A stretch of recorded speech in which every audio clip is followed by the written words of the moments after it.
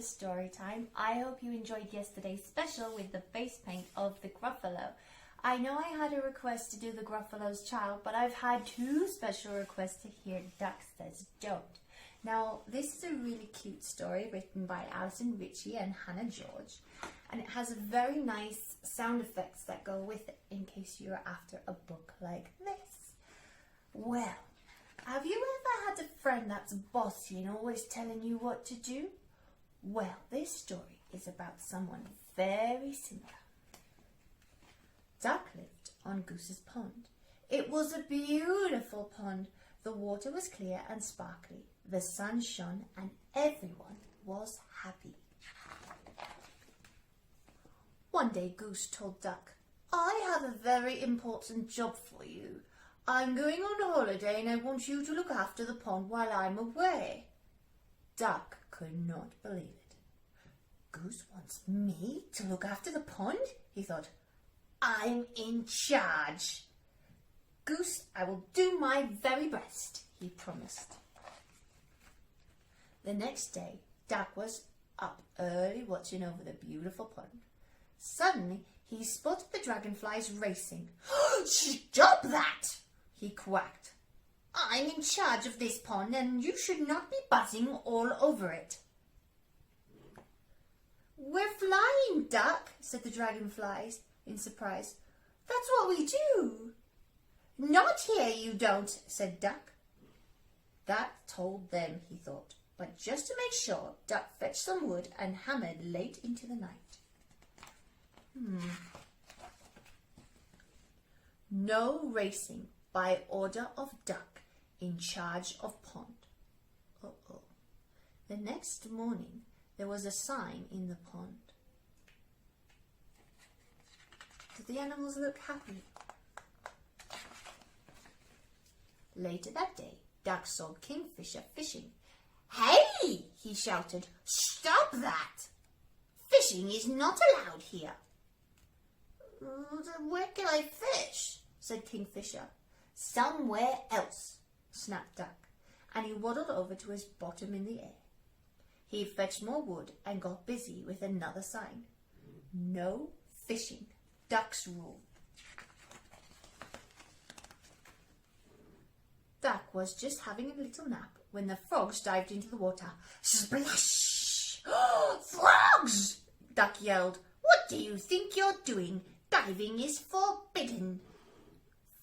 "Forbidden?" said the frogs angrily. "Says who?" "Says me," snapped Duck. Duck in charge of the pond. So get out right now." Soon there were signs up everywhere. No diving, no running, no splashing, no swimming, no jumping, no racing, no fishing. Oh goodness, can you see how happy the animals are? Duck sat down happily. Peace at last, he thought. But he couldn't settle. He looked at his perfect pond, and the sun was shining, the air was still, and there was not a splash, buzz, or plop in it to be heard. In fact, there was nothing to be heard. It was much too quiet. "Where is everyone?" wailed Duck. "What have I done?" He jumped up in a panic and flew off to find his friends. As Duck reached the meadow, he saw them playing together. "This is fun," buzzed the dragonflies. "No bossy Duck telling us off," croaked the frogs. A tear fell down Duck's cheek with a heavy heart. He turned around and waddled back to Goose's pond.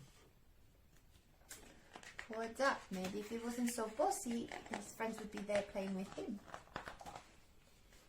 The friends were snoozing in the afternoon sun when they heard hammering coming from the pond. "Can you believe it?" muttered Frog. "That Duck is putting up more signs." The banging went on deep into the night. Next morning, there was an enormous sign in the meadow.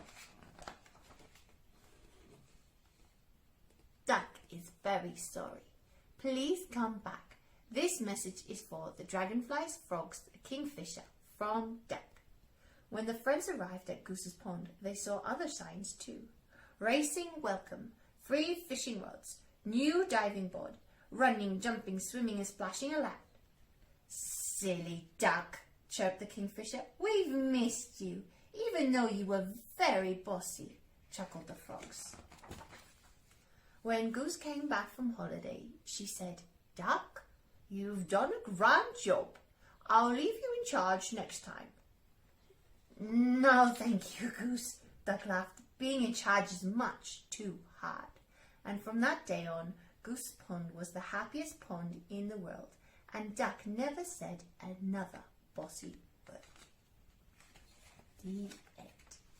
Oh, well, I think Duck learned his lesson, but even though being in charge is a lot of hard work, I think he did a great job at the end because he learned from his mistakes, and mistakes are made to be learned from.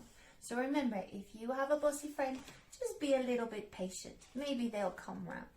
Well, tomorrow we'll be reading The Gruffalo's Child because we did have special requests. I'll see you all again tomorrow.